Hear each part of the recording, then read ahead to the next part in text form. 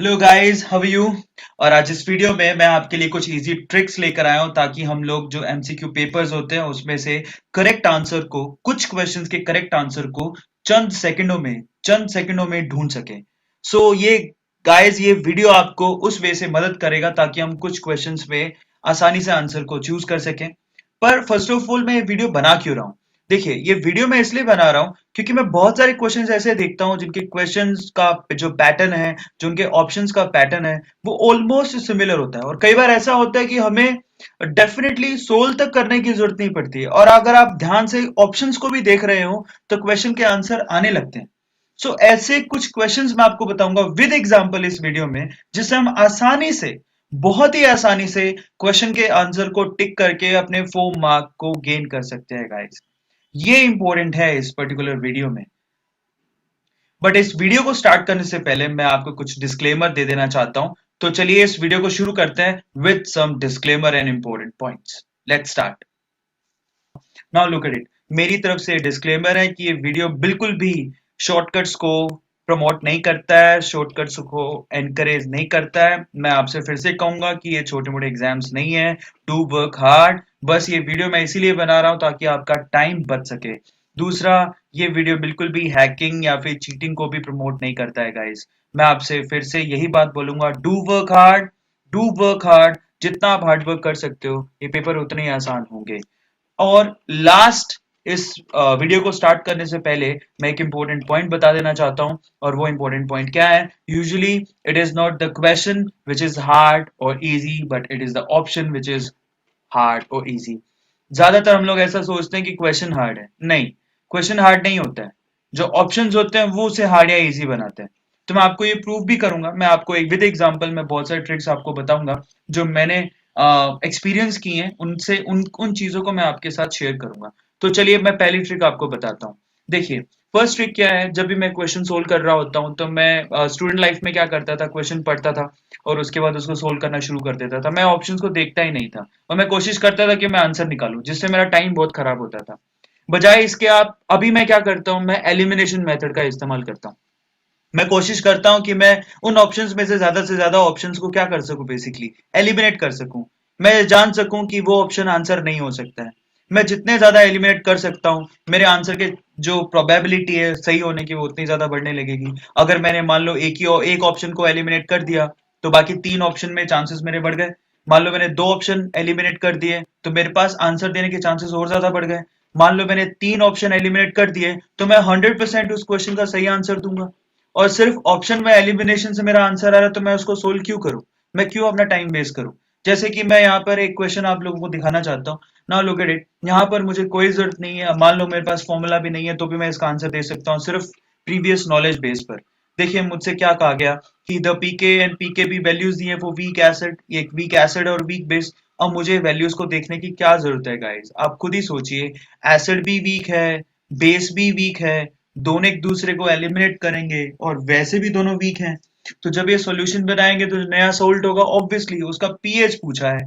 तो आप खुद ही सोचिए, दोनों वीक है तो उसका पीएच आप लोगों को पता होना चाहिए, अप्रोक्सीमेटली 7 के आसपास ही होगा क्योंकि वो दोनों वीक है। ये एक बफर सॉल्यूशन होता है या फिर सोल्ट हाइड्रोलिसिस में आपने पढ़ा है। तो ये छोटी सी ट्रिक है। अब क्या मुझे वो पीएच के बड़े से फॉर्मूले की जरूरत है यहाँ पर आंसर निकालने के लिए? बिल्कुल नहीं है। आप ऑप्शन को जरा ध्यान से देखिए। देखिए, दोनों वीक है तो क्या आपको लगता है ये बी ऑप्शन होगा? ये तो स्ट्रॉन्ग एसिड के लिए है, बी ऑप्शन नहीं हो सकता। क्या आपको लगता है कि डी ऑप्शन होगा? नहीं हो सकता, ये भी स्ट्रॉन्ग बेस के लिए है। तो ऑप्शन हमारे पास ये बचते हैं, 8 होगा या फिर 7 होगा। और मैं आपसे पहले ही कह चुका हूं कि जो वीक एसिड और वीक बेस होता है उसका पीएच अप्रोक्सीमेटली 7 होता है। तो मुझे यहाँ सोल्व करने की क्या जरूरत है? अगर आपको मुझे मुझे थोड़ी सी भी नॉलेज है तो मैं सीधे आंसर दूंगा कि इसका आंसर क्या है, सी। क्या मुझे देखना पड़ा? मैंने सिर्फ इतना किया कि मैंने एलिमिनेट किया ऑप्शंस को, कि कौन से ऑप्शंस यहाँ पर हो ही नहीं सकते हैं। तो मुझे यहाँ पर तीन ऑप्शन मिल गए जो कि मेरे लिए एलिमिनेट हो गए। तो फिर मुझे सीधे आंसर मिल गया। क्या मुझे जरूरत पड़ी? नहीं, बिल्कुल नहीं पड़ी। चलिए सेकेंड ट्रिक के बारे में बात करते हैं। ये बहुत इंपॉर्टेंट है और ये मैं जो ट्रिक आपको लिख रहा हूं ये मैं ऐसे ही नहीं लिख रहा हूं। मेटा स्टडीज ने बहुत सारे एमसीक्यू पेपर्स को, even millions of billions of papers को सोल्व करने के बाद फाइनली ये कंक्लूड किया है कि बहुत सारे क्वेश्चंस जिनमें ऑल ऑफ द अबव ये ऑप्शन में लिखा होता है, ज्यादातर उसका आंसर वही होता है। इसके चांसेस 34% है बाय द वे।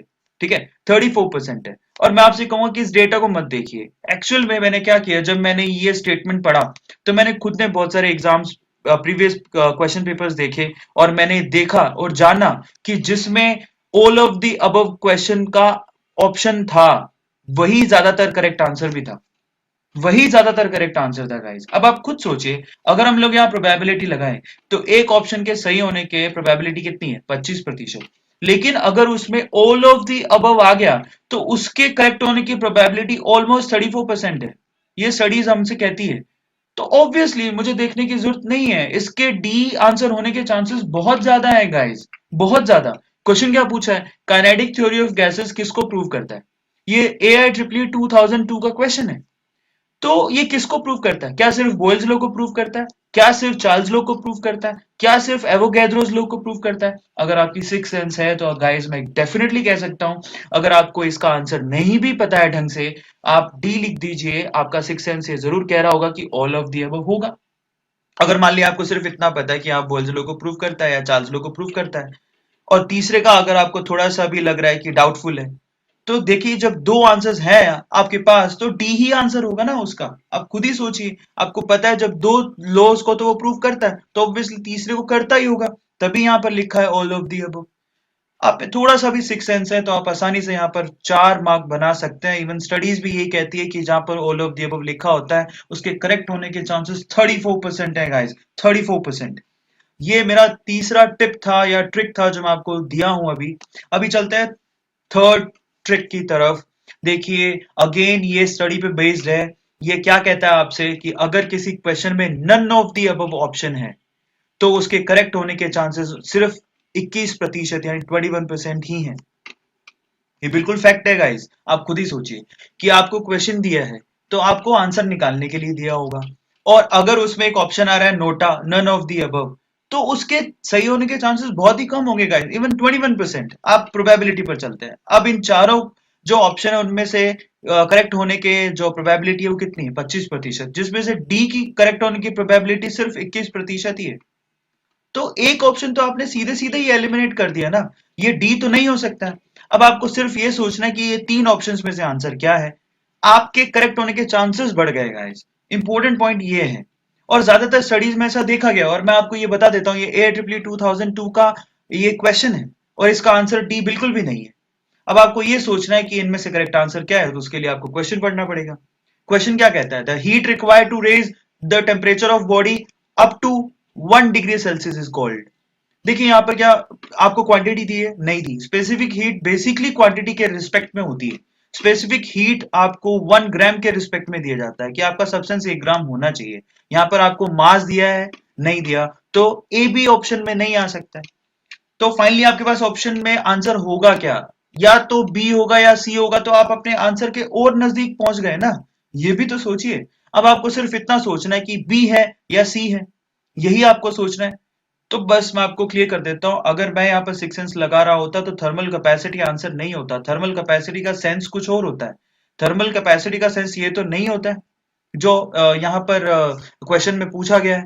तो यहाँ आंसर आपका क्या आएगा, सी गाइस, सी। अगर आप थोड़ा सा भी ढंग से स्टडी किए हो तो इसका आंसर देना आसान है। देखिए फाइनली मैंने आपको 3 टिप्स दिए, अब मैं आपको फाइनल टिप्स बता रहा हूं जो आपको शायद काम देंगे, तो बड़े ध्यान से उसको देखिएगा। फाइनली इस वीडियो के थ्रू मैं आपसे क्या कहना चाहता हूं वो देखिए। यहाँ फाइनल टिप्स क्या है उस पे जरा गौर कीजिएगा गाइस, ये ही सबसे इंपॉर्टेंट है। Now the first tip is, if you can not eliminate any option, अगर आप क्वेश्चन में से कोई भी ऑप्शन एलिमिनेट नहीं कर पा रहे हैं, आप प्लीज उस क्वेश्चन को अटेम्प्ट मत कीजिए। लेकिन मैं आपसे फिर से एक बात कहूंगा यहाँ पे, देखिए अगर आपको सिलेक्शन करवाना है तो आपको कट ऑफ तो क्रॉस करनी पड़ेगी। तो इसलिए आपको 20 से 25 एटलीस्ट 25 क्वेश्चन तो आपको करने ही पड़ेंगे। तो 25 क्वेश्चन जब आपको करने ही पड़ेंगे तो आपको श्योरली रिस्क उठाना पड़ेगा। आपके पास कोई चॉइस नहीं बचता है। तो यही मैंने लिखा है कि अगर आपने 25-30 क्वेश्चन कर लिए हैं तब आप रिस्क मत उठाइए। लेकिन जब आपने 25-30 क्वेश्चन जो कि अभी कट ऑफ क्राइटेरिया को क्लियर करता है वो आपने नहीं किए हैं, तो आपको रिस्क उठाना ही पड़ेगा। फिर आपको एलिमिनेट कर पा रहे हो नहीं कर पा रहे हो, you have to attempt the question. अगर आपने नहीं किया तो आप वैसे ही रेस से बाहर हो जाओगे, उसका क्या फायदा है। ठीक है। दूसरा जो टिप मैं आपको देना चाहता हूं कि do not afraid of negative marking. बहुत सारे कोचिंग सेंटर ऐसे कहते हैं कि नेगेटिव मार्किंग है, मत अटेम्प्ट करो। ऐसा कुछ नहीं है गाइस। देखिए सिंपल सी बात है, रिस्क तो सुपरमैन को भी उठाना पड़ता, आप तो फिर भी इंसान हो, रिस्क तो उठाना ही पड़ेगा। बिना उसके आप कुछ नहीं कर पाओगे। तो प्लीज जब आप ऑप्शंस में एलिमिनेशन कर पा रहे हैं तो उसको अटेम्प्ट करने की कोशिश कीजिए, थोड़ा सा दिमाग और लगाइए, आपको डेफिनेटली आंसर मिल ही जाएगा। ठीक है। तीसरा जो चीज मैं आपसे कहना चाहता हूं वो ये है कि नेवर अज्यूम एनी पैटर्न। बहुत सारे स्टूडेंट है जो बचकानी बातें करते हैं पेपर में। क्या होता है, सपोज कि उनको पहले क्वेश्चन का आंसर मिला बी, सपोज कि दूसरे क्वेश्चन का भी आंसर मिल गया सी, तो ऐसा सोचने लगते हैं कि जो थर्ड क्वेश्चन होगा उसका बी ही आंसर होगा, या फिर वो सोचने लगते हैं कि थर्ड क्वेश्चन का आंसर तो बी नहीं होगा। ऐसा फर्जी दिमाग लगाने लगते हैं। ये ऐसे कुछ पैटर्न फॉलो नहीं होते हैं पेपर में, आपको ध्यान रखना है। कई बार ऐसा होता है कि फर्स्ट क्वेश्चन का आंसर ए आया है, सेकंड क्वेश्चन का आंसर बी आया है, तो सोचने लगता है कि थर्ड क्वेश्चन का आंसर पक्का से सी ही होगा। नहीं, ऐसा कुछ नहीं होता है, इसका कोई लॉजिक नहीं है, सब इलॉजिकल थिंग्स हैं जो आपको बिल्कुल भी अपने दिमाग में नहीं लानी है। चौथा और पांचवा, इस पे मैं पहले ही आपसे डिस्कशन कर चुका हूं। देखिए ऑल ऑफ द अबव, इस ऑप्शन के करेक्ट होने के चांसेस 34% है, यानी कि उन सभी ऑप्शंस में से सबसे ज्यादा। तो कोशिश कीजिए उसको अटेम्प्ट करने की। और पांचवा, नन ऑफ द अबव, इस पर्टिकुलर ऑप्शन के करेक्ट होने के चांसेस उन सभी ऑप्शंस में से सबसे कम है, यानी कि 21% ओनली। ठीक है, ये मैं नहीं कहता हूं, ये स्टडीज कहती है गाइस, ये स्टडीज कहती हैं। तो आपको इसका ध्यान रखना है, ये सब स्टडीज के तौर पे मैंने यहां पर लिखा है। और छठा जो मैं टिप आपको देना चाहता हूं वो ये है कि रीड ऑल क्वेश्चंस केयरफुली। दो दो बार पढ़िए क्वेश्चन को। हमसे गलतियां क्या होती हैं, देखिए कई बार क्वेश्चन में पूछा होता है कि इनमें से कौन सा ट्रू है, और हम लोग ऐसा पढ़ लेते कि नॉट ट्रू, तो हमसे क्वेश्चन वैसे ही गलत हो जाता है क्योंकि हम लोग क्वेश्चन को समझे ही नहीं है। कई बार ऐसा पूछते हैं कि उसमें से करेक्ट कौन सा है, हम लोग इनकरेक्ट को ढूंढने लगते हैं। कई बार पूछते हैं कि इनकरेक्ट कौन सा है, हम उसमें से करेक्ट को ढूंढने लगते हैं। तो क्वेश्चन को बड़े ध्यान से समझिए, लैंग्वेज आपसे क्या कह रहा है उसको ध्यान से पढ़िए। इन इस पर्टिकुलर छोटी छोटी मिस्टेक्स की वजह से हमसे क्वेश्चन हाथ से निकल जाता है। और सातवां पॉइंट जो मैं आपसे कहना चाहता हूं वो ये है, finally do not waste your time on questions about which you have not any clue. जिस क्वेश्चन का आपको रत्ती भर भी आइडिया नहीं है, प्लीज उस पर टाइम वेस्ट मत कीजिए। शायद हो सकता है आगे क्वेश्चंस कुछ ऐसे मिलें जो आपके काम के हों, तो वहां पर टाइम वेस्ट करने की बजाय हम आगे वाले क्वेश्चंस को देखें, वो ज्यादा अच्छा है। सो फाइनली गाइस, ये मेरी तरफ से टिप्स थे। आई होप आपको ये वीडियो अच्छा लगा होगा, और अगर आपको ये वीडियो अच्छा लगा होगा तो प्लीज आप मेरे चैनल को सब्सक्राइब कीजिए ताकि मैं ऐसी वीडियोस आपके लिए लेके आ सकूं guys. Thank you so much. My channel name is made easy chemistry. Please subscribe my channel. Thank you so much. Thanks a lot.